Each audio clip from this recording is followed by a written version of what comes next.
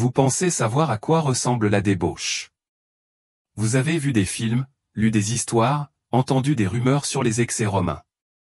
Mais si je vous disais que tout ce que vous croyez savoir sur les pratiques sexuelles romaines n'est qu'une version édulcorée? Et si les véritables horreurs étaient si troublantes que les historiens ont passé des siècles à les enfouir dans des notes de bas de page académiques et des euphémismes latins? Aujourd'hui, nous nous penchons sur des pratiques historiques documentées qui font passer les scandales modernes pour des contes pour enfants. Mais avant de continuer, si vous aimez l'histoire sombre et oubliée, pensez à vous abonner et à commenter d'où vous regardez. Cela nous aidera à créer plus de vidéos comme celle-ci. Revenons à la vidéo. L'Empire romain ne s'est pas seulement bâti sur la conquête militaire et le génie politique.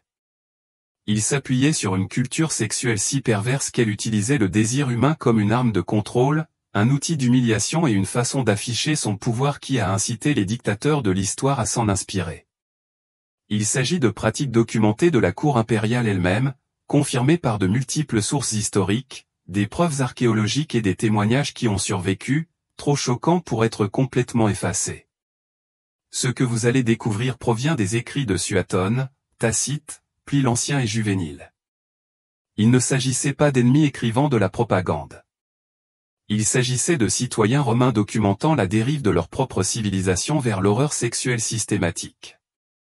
Les pratiques que nous allons explorer n'étaient pas des aberrations ou des incidents isolés. Il s'agissait de comportements institutionnalisés qui définissaient le fonctionnement du pouvoir aux plus hautes sphères de la société romaine. Commençons par l'homme qui a transformé la violence sexuelle en art performatif. L'empereur Gaius Caligula n'a pas seulement abusé de son pouvoir. Il a instrumentalisé la sexualité d'une manière qui inciterait les experts modernes en guerre psychologique à étudier ses méthodes. Selon Suetonius, qui a eu accès aux archives impériales des décennies après la mort de Caligula, l'empereur a créé un système d'humiliation sexuelle si élaboré qu'il nécessitait son propre protocole. Imaginez cette scène d'un dîner dans la Rome impériale. Vers 38 après Jésus-Christ, les familles les plus puissantes de l'Empire sont invitées à dîner avec l'empereur. Les sénateurs arrivent avec leurs épouses, s'attendant à des discussions politiques et à un dîner raffiné. Au lieu de cela, ils assistent à un événement qui les hantera toute leur vie. Caligula ne se contente pas de regarder leurs épouses. Il les examine comme du bétail au marché, passant ses mains sur leur visage, relevant leur menton, examinant leur corps tandis que leur mari reste figé de terreur. Mais c'est là que les choses deviennent vraiment troublantes. Il ne s'agissait pas d'une cruauté aveugle. C'était une guerre psychologique calculée. Caligula comprenait que briser l'esprit d'un homme était plus efficace que de le tuer. En humiliant les sénateurs devant leurs épouses et en les forçant à regarder leurs femmes être évaluées comme des biens, il a créé une classe d'hommes brisés qui ne remettrait jamais en question son autorité. La violence sexuelle n'était pas motivée par le désir. Elle visait à démontrer qu'aucun Romain n'était à l'abri du pouvoir impérial. Les documents deviennent plus précis et plus terrifiants. Caligula sélectionnait les femmes lors de ses dîners et partait avec elles, tandis que leurs maris restaient à table. À leur retour, il analysait leurs performances avec une précision crue, notant leur corps et leurs réactions sexuelles comme un critique de vin évaluant des millésimes. Imaginez être contraint d'écouter l'empereur décrire comment il a violé votre femme, assis impuissant à réagir. Les dommages psychologiques étaient intentionnels et dévastateurs. Un cas documenté concerne le mariage de Gaius Piso avec Livia Oristella. Caligula assista à la cérémonie, décida qu'il voulait la marier et la prit tout simplement. Pas après le mariage. Au cours de celui-ci, il publia une proclamation affirmant avoir pris une épouse à la manière de Romulus, faisant référence au viol légendaire des Sabines. Il ne s'agissait pas d'un comportement impulsif. Il s'agissait d'une référence délibérée à un précédent mythologique, transformant les violences sexuelles en reconstitutions historiques. Les sénateurs témoins de ces actes étaient confrontés à un choix impossible, résister et mourir ou se soumettre et devenir complices de leur propre humiliation. La plupart ont choisi la survie, créant une culture de collaboration silencieuse qui a permis des atrocités encore plus graves. Caligula avait instrumentalisé la honte, transformant l'élite romaine en complice de sa propre dégradation. Mais le terrorisme sexuel de Caligula s'étendait au-delà des dîners et des mariages. Il violait systématiquement les épouses et les filles de ses ennemis politiques, non pas en privé, mais lors de démonstrations publiques de pouvoir. Il ne s'agissait pas de crimes passionnels. Il s'agissait d'actes calculés de domination politique destinés à briser la volonté de quiconque s'opposerait à lui. Le message était clair, défiez l'empereur et voyez votre famille subir des conséquences pires que la mort. L'aspect le plus perturbant de ce système était sa nature bureaucratique. Les esclaves impériaux tenaient des registres de ces rencontres. Noms, dates et détails des violations étaient consignés comme pour toute autre fonction administrative. L'horreur ne résidait pas seulement dans les actes eux-mêmes, mais dans la façon dont ils étaient systématiquement enregistrés et normalisés au sein de la maison impériale. Les historiens modernes débattent de l'exactitude des faits de tous les récits de Suetonius, mais les preuves archéologiques étaient le cadre fondamental de la violence sexuelle systématique. Les villas impériales comportaient des pièces spécialement conçues pour le voyeurisme et les activités de groupe. La villa de l'empereur Tibère à Capri présentait des caractéristiques architecturales dont les objectifs étaient trop explicites pour être décrits en détail ici. À propos de Tibère, sa retraite à Capri représente peut-être le cas le plus documenté d'excès sexuels impériaux de l'histoire romaine. Selon de nombreuses sources contemporaines, dont Suetonius et Tacite, Tibère transforma l'île en ce qu'on ne peut décrire que comme un laboratoire d'expérimentation sexuelle. L'empereur, devenu de plus en plus paranoïaque et misanthrope, créa un environnement où les règles habituelles de la société romaine ne s'appliquaient tout simplement pas. Les vestiges de la villa de Capri présentent encore des traces de pièces conçues à des fins sexuelles spécifiques. Il ne s'agissait ni de chambre ni de salle à manger. Il s'agissait d'espaces conçus architecturalement pour le voyeurisme, les activités de groupe et des pratiques qui violaient toutes les valeurs romaines traditionnelles. Tibère faisait venir des jeunes hommes et femmes de tout l'Empire, non pas comme invités ni même comme esclaves traditionnels, mais comme participants à des spectacles sexuels élaborés qui pouvaient durer des jours. Mais voici ce qui rend les pratiques de Tibère particulièrement troublantes d'un point de vue historique. Il ne se contentait pas de participer à ces activités, il les systématisait. Selon Suetonius, l'empereur faisait décorer ses chambres avec les œuvres d'art les plus explicites et les remplissait de manuels sexuels grecs afin d'assurer une variété maximale des représentations. Il ne s'agissait pas d'un accouchement spontané. Il s'agissait d'un théâtre sexuel méthodiquement planifié, l'empereur étant à la fois metteur en scène et spectateur. Les participants à ces activités n'étaient ni des courtisanes consentantes ni des artistes professionnels. Il s'agissait souvent d'enfants de citoyens romains, emmenés sous divers prétextes légaux et déportés à Capri. Une fois sur place, ils se retrouvèrent confrontés à un choix qui n'en était pas vraiment un, participer aux expériences sexuelles de l'empereur ou risquer l'exécution. La plupart choisirent de participer, créant ainsi un approvisionnement constant de victimes pour les fantasmes de plus en plus élaborés de Tibère. L'impact psychologique sur ces jeunes fut dévastateur et intentionnel. Nombre d'entre eux ont développé ce que nous appellerions aujourd'hui des réactions traumatiques graves. Certains ont tenté de se suicider plutôt que de continuer à participer. D'autres se sont tellement dissociés de leurs expériences qu'ils sont devenus des fantômes vivants, remplissant leur rôle assigné, tandis que leur esprit se retirait vers des espaces plus sûrs. Tibère semblait trouver un plaisir particulier à cette destruction psychologique, se concentrant souvent sur les individus les plus résilients à leur situation. Le cadre insulaire était crucial pour le maintien de ce système. Capri était suffisamment isolé pour que les informations sur ce qui s'y passait puissent être contrôlées. Les visiteurs étaient soigneusement sélectionnés et la plupart du personnel était soit complice, soit trop terrifié pour parler. Cela créait un laboratoire parfait pour les expérimentations sexuelles, sans les contraintes sociales habituelles qui pourraient limiter de telles activités à Rome même. L'importance historique de l'affaire de Capri ne réside pas seulement dans son ampleur ou sa cruauté, mais aussi dans la façon dont elle illustre le lien entre pouvoir absolu et violence sexuelle dans la culture romaine. Tibère avait atteint un niveau d'autorité où ses désirs avaient force de loi, quel que soit leur impact sur autrui. Le caractère systématique des abus montre qu'il ne s'agissait pas uniquement d'une gratification personnelle, mais d'un exercice du pouvoir dans sa forme la plus intime et la plus destructrice. Les aspects économiques de ce système révèlent une autre dimension de l'horreur. L'acquisition, le transport et l'entretien des victimes nécessitaient des ressources et une planification considérable. Les archives impériales font état de paiements aux agents d'approvisionnement, de frais de transport et de frais médicaux pour les participants blessés au cours des activités. La bureaucratie des violences sexuelles était aussi organisée que toute autre fonction impériale. Les archives montrent que certains participants ont été délibérément maintenus en vie malgré de graves blessures, car leur souffrance persistante divertissait l'empereur. Les esclaves médicaux étaient employés non pas pour soigner, mais pour assurer la survie des victimes suffisamment longtemps pour participer à plusieurs séances. Cette approche calculée de la souffrance humaine révèle un niveau de cruauté systématique qui dépasse le simple sadisme et s'apparente à une expérimentation scientifique sur la douleur et la dégradation.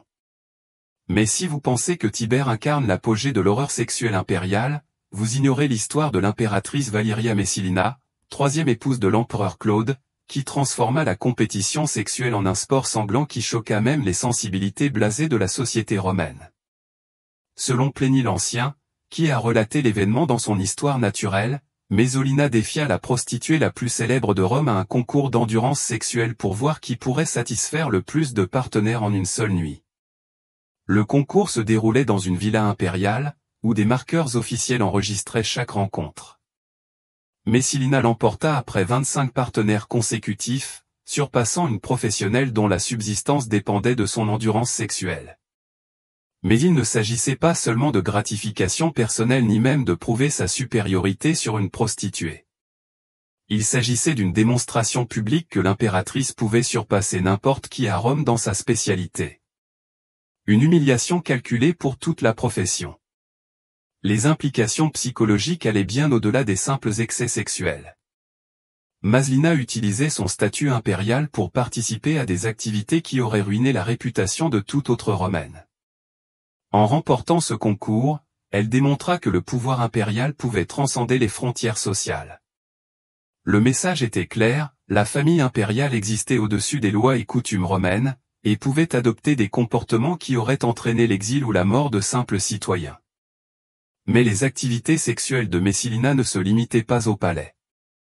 Selon la jeune femme satirique, elle se déguisait et se faufilait dans des bordels romains pour travailler, non pas pour l'argent, mais pour le plaisir de rencontres sexuelles anonymes.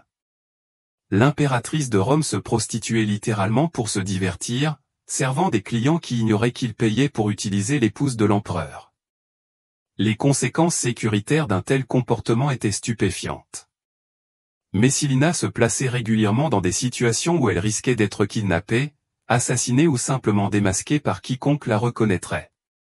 Le fait qu'elle ait continué ses excursions suggère soit une confiance absolue en ses dispositifs de sécurité, soit une pulsion sexuelle qui prenait le dessus sur ses instincts de survie. Les activités des maisons closes révèlent un aspect encore plus troublant de la culture impériale romaine.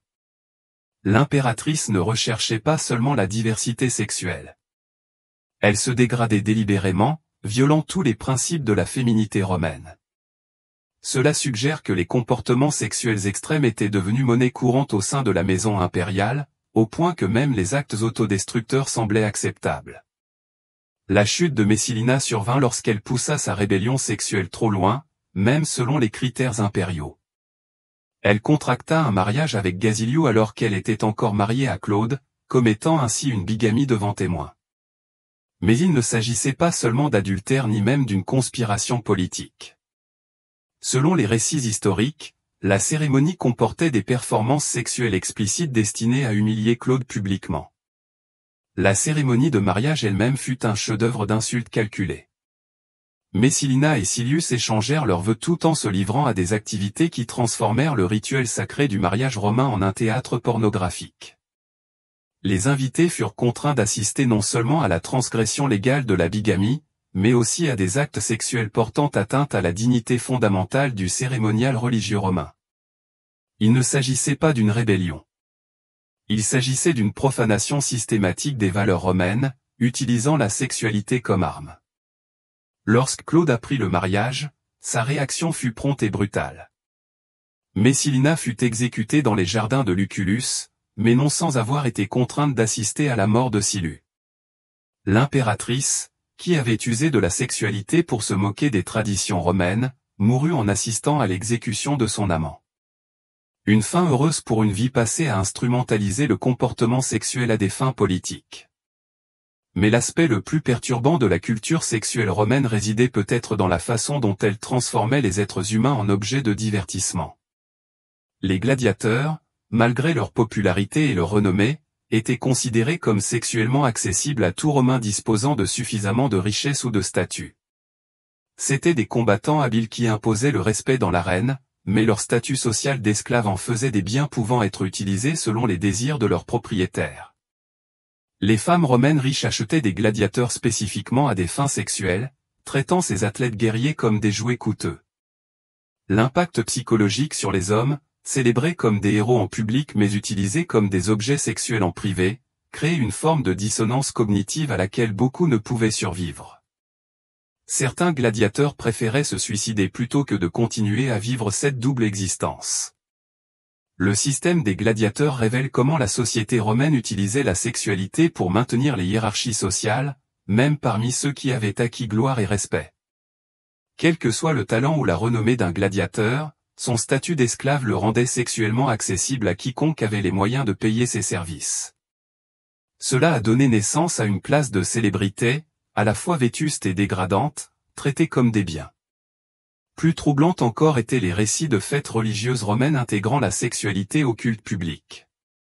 Le culte de Priape, dieu de la fertilité, comprenait des cérémonies où les participants se livraient à des actes sexuels dans le cadre d'observances religieuses. Il ne s'agissait pas de rituels privés ni de pratiques clandestines. Il s'agissait de cérémonies religieuses officielles auxquelles participaient des citoyens romains respectables, convaincus d'honorer les dieux par des actes sexuels. La fête de Lupercalia, en février, comportait des cérémonies de fertilité, de jeunes hommes parcouraient les rues en frappant les femmes avec des lanières de cuir découpées sur des animaux sacrifiés. Les femmes recherchaient activement ces coups, croyant qu'ils amélioreraient leur fertilité. Cette fête associait observances religieuses et agressions autorisées, créant un contexte culturel où violence et sexualité étaient étroitement liées au sein d'activités officiellement autorisées. Les vestiges archéologiques de Pompéi révèlent à quel point l'imagerie sexuelle imprégnait la vie quotidienne romaine. Les maisons abritaient des œuvres d'art explicites, considérées comme pornographiques selon les normes modernes. Les bâtiments publics arboraient des symboles phalliques comme éléments décoratifs. Même les bijoux pour enfants comportaient des images sexuelles, censées les protéger des influences maléfiques. La société romaine était imprégnée de contenu sexuel à un point tel qu'elle suggère une normalisation systématique de pratiques que la plupart des cultures considéreraient comme privées ou sacrées. Les prostituées des cimetières représentent peut-être l'aspect le plus perturbant psychologiquement de la culture sexuelle romaine.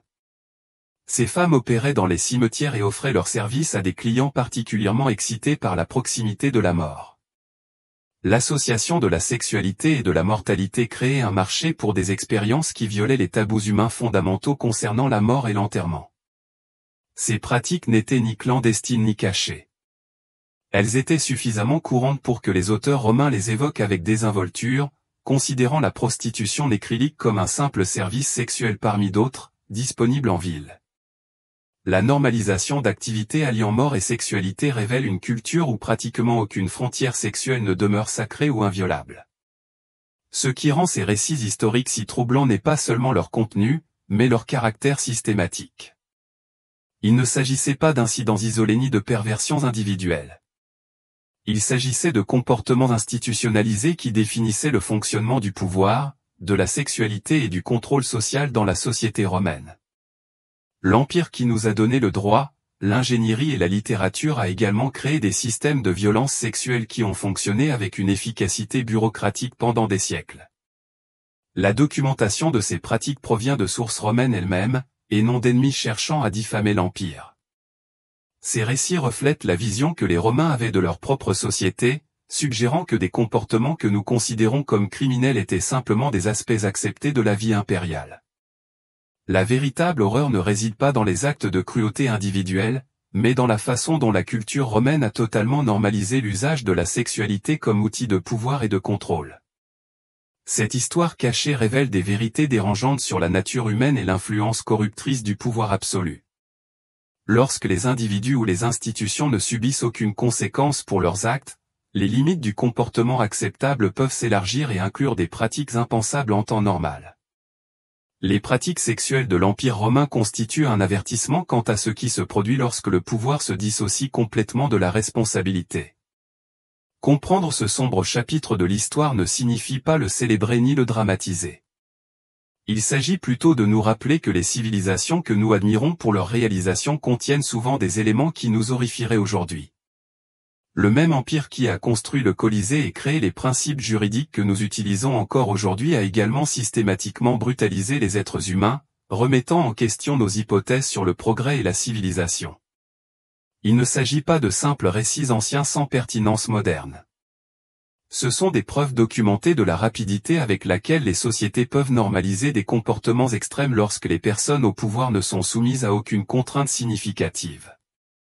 Les pratiques sexuelles de l'Empire romain nous révèlent les pires possibilités de la nature humaine, lorsqu'elle jouit d'une autorité illimitée sur autrui.